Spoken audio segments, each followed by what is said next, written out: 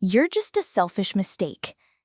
Those were the only words my father spoke to me that day. No yelling, no anger, just cold, steady truth from a man who raised me for 26 years. I'm Sydney, and until that moment, I thought the worst thing my family could do was ignore me. I was wrong. Hours earlier, my mother had ripped my medical records to shreds in the middle of a hospital lobby, screaming, "You're letting your sister die." Strangers stared, nurses froze. I stood there, silent, papers scattering like broken pieces of a life I never got to choose. They said this was about love, about sacrifice, but it wasn't. It was about control. And the one thing they never wanted me to know, that my entire life had been built on a lie. I wasn't a daughter. I was an insurance policy. What they didn't realize the day they tried to break me in front of everyone was the day I stopped playing their game. They thought guilt would own me forever. But they forgot one thing. I don't surrender. Not to strangers, not to blood, and definitely not to people who only kept me alive so I could save someone else. Have you ever found out your whole life was a transaction? Tell me in the comments, because what I did next changed everything. The shredded pieces of my medical records clung to the sterile hospital floor like confetti from a celebration I was never invited to. My mother stood over me, chest heaving with a rage that could have burned through steel. "Do you think you get to sit there and act like some sort of victim?" she spat, voice cutting through the hush of the lobby like broken glass. "Your sister is dying, Sydney. Dying, and you're doing nothing. Absolutely nothing." Her words weren't new. They'd been sharpened over years, honed into weapons that fit perfectly in her mouth. Behind the glass wall of room 311, Vera lay in her hospital bed, pale, fragile, yet still managing that signature smirk. Chemotherapy had stolen her hair, but not her arrogance. Her eyes met mine, and for a split second, I hoped for something. Anything human. Instead, her look said everything. I'm still the center, you're still orbiting. I bent to pick up a few scraps of the file, not out of guilt, but because they mattered. Proof, facts, something solid that couldn't be twisted like every bedtime story they fed me growing up. "I didn't raise you to be this cold, this ungrateful," Mom hissed, lowering her voice as if volume made it virtue. "We gave you everything." I looked up, meeting her eyes dead on. "You gave me what you thought I owed you for." She blinked. For the first time, silence stretched between us. Not peace, not understanding, just an empty space where her fury had nowhere to land. Then came the scream. "You're letting your sister die!" It ricocheted off the polished walls, loud enough to draw stares. A nurse froze near the vending machine. A security guard turned his head. The shame was a living thing slithering across my skin. I didn't flinch, didn't cry, didn't move, because I knew this wasn't grief. It was theater, and I wasn't going to hand her an encore. Through the glass, Vera tilted her head, a tiny twitch of her lips curving upward. Ownership. That's all it ever was for her. She didn't need to say a word. The script had been written years ago. Vera wins, Sydney yields. But not today. I walked away from that lobby with the weight of 1,000 eyes on my back. Not one of them stepped in. Not one voice broke the silence. That was the thing about scenes like this. They don't just humiliate you, they isolate you. And isolation, that was the language my family spoke fluently. By the time I reached the far end of the corridor, the clock above the elevator read 10:42 a.m. I remember it because I remember thinking, this is when everything breaks. Not when they scream, but when I didn't yell. I didn't collapse. I just walked. Because I finally understood something terrifying and liberating all at once. They weren't trying to save Vera. They were trying to prove they could still control me. I found a quiet corner near the consultation lounge, my pulse pounding like enemy fire. I pulled out my phone and scrolled to the email I'd kept buried for months. National Donor Match Results. Confidential. The date stamped 6 months ago, the day I took the test before anyone even asked me to, back when I still believed silence might equal peace. The message was blunt, clinical. No biological compatibility detected. I wasn't a match, not partial, not marginal, not even close. They knew, or at least they could have known if they'd cared to ask me, but why ask when assumption makes a better leash? I hit forward, added one recipient, Dr. Holstrom. Subject line, reconfirming non-compatibility for records.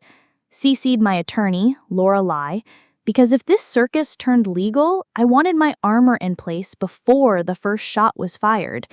I stared at my name in the signature block. Sydney Hale. Not Vera's sister, not Coraline's daughter, just me. And for the first time in my life, that felt like a declaration, not a deficiency. When I looked up, Dad was there. Not storming in, not shouting, just standing. Broad shoulders squared like a man who thought the world owed him reverence for existing.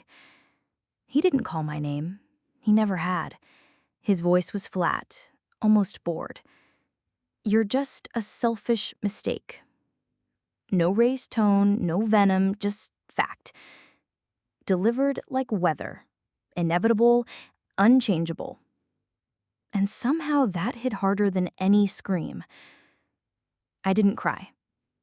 Didn't ask what he meant. That would have given him the dignity of disbelief. Instead, I let the words settle on my skin like wet cement. Heavy, hardening, but not sinking. Behind him, Vera's room glowed like a stage. She didn't move, didn't blink, just watched, like a queen surveying pawns. I stepped sideways, careful not to brush his arm.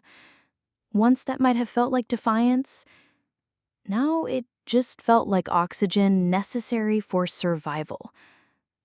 By the time I reached the parking garage, my chest was tight but my mind razor sharp.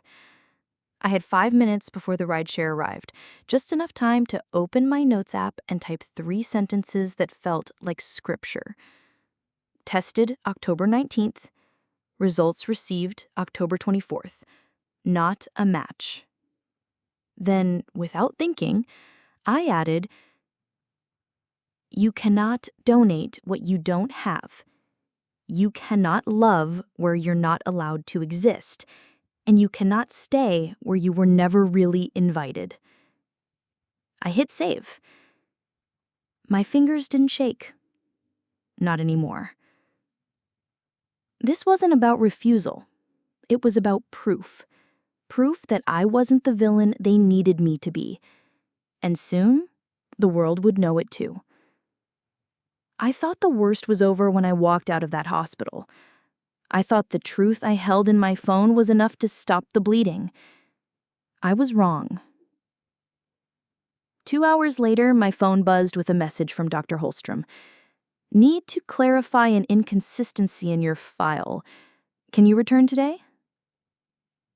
The phrasing was polite, the subtext wasn't. My stomach tightened like a fist as I typed back, on my way. By the time I stepped into his office, the fluorescent lights felt harsher than before. He sat behind a wide oak desk, hands folded, a manila folder open in front of him like a wound. Miss Hale, he began, voice low, professional, but edged with something heavier. Hesitation. Before we continue, I need to confirm something. When was your last genetic screening? I blinked. October? For the donor test, you have the results. He nodded slowly, tapping the screen of his monitor with his pen. That's the problem. Our system shows 2 sets of data, yours and Vera's, and they don't align. A cold wave slid down my spine. "What do you mean, don't align?" He didn't answer right away. He just turned the monitor toward me. 2 charts side by side, color-coded markers where there should have been overlap. Except there wasn't, not even close. "You are not biologically related," he said finally. 6 words. 6 words that cracked 30 years of reality in half. I stared at the screen, then at him, waiting for a laugh, a qualifier, something. Nothing came. Just silence, humming like a live wire between us. My voice caught.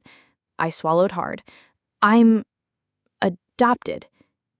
He exhaled slowly, as if bracing for my next question. "That's what the data suggests. We ran it twice to be certain." My first thought wasn't relief. It wasn't even anger. It was something darker. A realization curling like smoke in my gut. They knew. They always knew.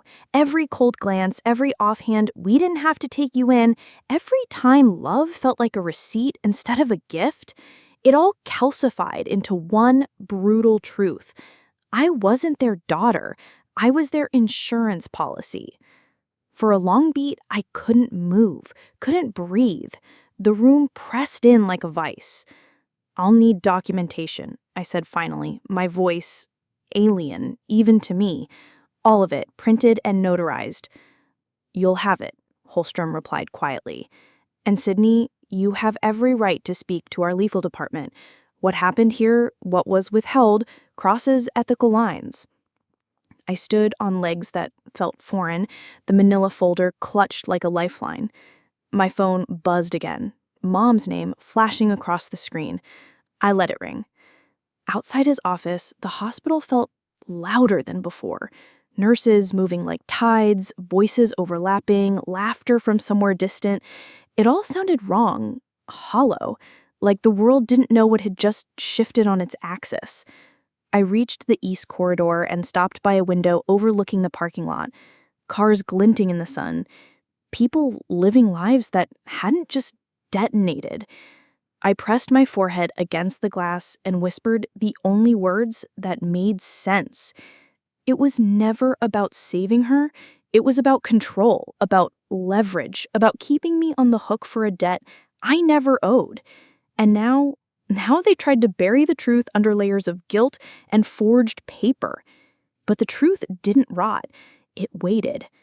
I turned from the window, spine straight, jaw locked.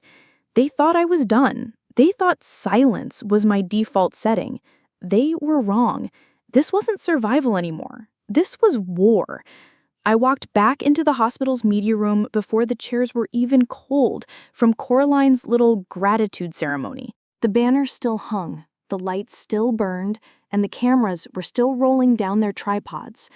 She had just erased me on live stream, spinning the story like I never existed. I didn't walk in angry. I walked in ready. Security hesitated when I reached the podium, but my badge was still clipped to my blouse, and I said it clear. I'm here to speak. It won't take long. No one stopped me. They didn't know what was coming. I placed the manila folder on the podium, opened it slow like a soldier laying down ammunition. "My name," I began, my voice steady enough to cut glass, "is Sydney Hale. You didn't hear that name today, but it matters." Heads turned, phones lifted. This, I held up the first page, stamped and signed, is the official test result from the National Donor Registry, dated October. It says I am not a match to Vera Hale. This, I raised another, is a forged consent form filed under my name without my knowledge. And this, I tapped the folder, is proof that my mother received those results 6 months ago and hid them from every doctor in this building. A ripple cut through the crowd like an aftershock. Flashbulbs exploded. I was adopted, I said plainly. They never told me. They brought me here under the assumption I could save someone who spent her life breaking me. And when that failed, they tried to use my body to cover their lie. Behind me, I heard the gasps, the whispers, then the loud crack of Coraline's composure snapping. She stumbled forward, her voice sharp enough to slice through the static. "Lies! She's unstable! This is vengeance!" I turned, calm as stone. "No, this is documentation." I lifted the stamped page, its blue seal catching the light. Unlike the fake signature you submitted, this one holds up in court. More flashes. A voice from the press shouted, "Do you want revenge or justice?" I didn't even blink. "Neither," I said. "I want no more silence." I stepped down, folder in hand. Behind me, Coraline collapsed. The thud of her body hitting the floor was loud enough to hush the room. Merrick lunged toward her, shouting something drowned by the rising voices. On the monitor, Vera's live feed went black. The cameras followed me as I walked out, my heels clicking like gunfire on tile. No one tried to stop me, because they couldn't. Not anymore. By the time I hit the sunlit pavement outside, my hands weren't shaking. Not when I called Laura. Not when I said, "Send it all. Every file, every photo, every timestamp. Press first, then legal." She exhaled a sharp breath on the other end. "You just blew the roof off, Sid." "Good," I said. "Let them choke on daylight." For the first time in my life, the truth wasn't buried. It was loud. It was permanent. And it was mine. It's been 7 days since that press conference. 7 days since my name stopped being a whisper and became a headline. Adopted daughter exposes consent forgery in organ donation scandal. Hospital Ethics Board launches investigation. I didn't read the comment sections. I didn't need to. This wasn't about applause or outrage. It was about truth, and finally standing in it without shaking. Coraline under medical observation. Merrick, silent as the grave he dug for his own reputation. Vera, discharged yesterday. No Instagram sermons, no curated Bible verses, just digital quiet. And me. I sat on my balcony this morning, coffee black, the city alive beneath me, and for the first time in years, I felt like the air was mine to breathe. Later, the hospital's legal office called. Their voice was calm, almost apologetic. "Miss Hale, your liver was never a viable match. Not marginal, not partial. Even if you'd agreed, it wouldn't have worked." I laughed. Not because it was funny, but because of the brutal irony. They waged a war over something that was never possible. It was never about saving her. It was about owning me. At 4:45 p.m., a text lit my screen. "Vera, can we meet? Just us, please." I went, not for closure, for confirmation. She sat on a hospital bench, hoodie pulled tight, hospital socks still on her feet. When I approached, she didn't look up right away. When she did, her voice was quiet, flat. "They only kept you in case I needed something one day." It landed like frost, cold and weightless, because deep down, I'd always known. "I'm not asking for forgiveness," she added. "Good," I said, "because I'm not offering it." No screaming, no dramatic exit, just two people finally admitting what blood never made us: family. The next day, I filed the paperwork for a legal name change. Sydney Hale, mine by choice, not by transaction. Before bed, I opened an envelope I hadn't noticed in the mail stack. No return address. Inside, a note in slanted handwriting. "Hi, Sydney. I saw your story. I'm adopted too. I didn't know I could say no either.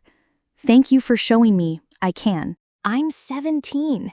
You gave me something I didn't know I was allowed to have. Choice. No signature. Just proof. Not of pain, of purpose.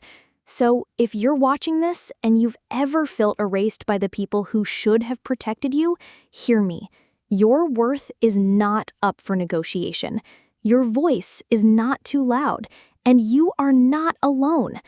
Tell me in the comments, what truth would you speak if fear wasn't holding your tongue? Because maybe, just maybe, your story is the one someone else needs to breathe again. And if you believe stories like this matter, subscribe, stay. Be part of a space where silence isn't survival anymore. It's a choice you never have to make again.